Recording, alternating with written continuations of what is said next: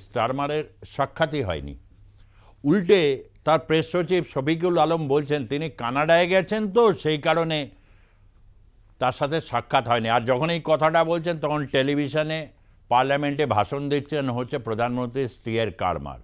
ব্যাস, এইরকম একজন মিথ্যাবাদী প্রেস সচিবকে পেয়ে সঙ্গে সঙ্গে হচ্ছে গালাগালির বন্যা, যেখানে যাচ্ছেন কালো পতাকা, এই তারপর হচ্ছে বাছা বাছা বিশেষণ। এবং এটা নিয়ে তাদের দেশের সংবাদ মাধ্যম তো যারা আর কি চাপে রয়েছে এবং হচ্ছে ফুঁসছে রীতিমতো, তারা তো মুখ টিপে হাসছেন। বেশ হয়েছে, আমাদের উপর শুধু হচ্ছে কণ্ঠরোধ করা, তারা বেশ হয়েছেন। এবং তারেক রহমানের সাথে একটা বৈঠক করে তারেক রহমানকে বললেন আর কি যে এই ধরনের পরিস্থিতি রয়েছে, বাংলাদেশের নির্বাচনটা যদি না করা সম্ভব হয় তাহলে একরকমভাবে হতে পারে, তার কারণ নির্বাচন পরিস্থিতি হলে অন্যরকম সিচুয়েশনস গড়ে যাবে।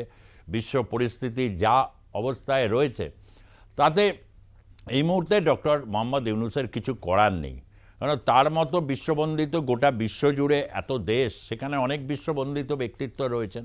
এইরকম জটিল কঠিন পরিস্থিতিতে সেখানে ম্যানুভারিং করার মতো পরিস্থিতি এই মুহূর্তে ডক্টর মোহাম্মদ ইউনূসের নেই।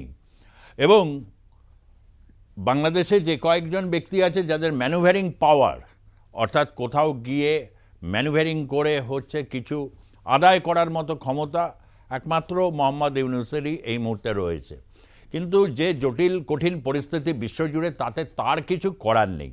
আর হয়েছেও ঠিক তাই, পাত্তাই পাননি।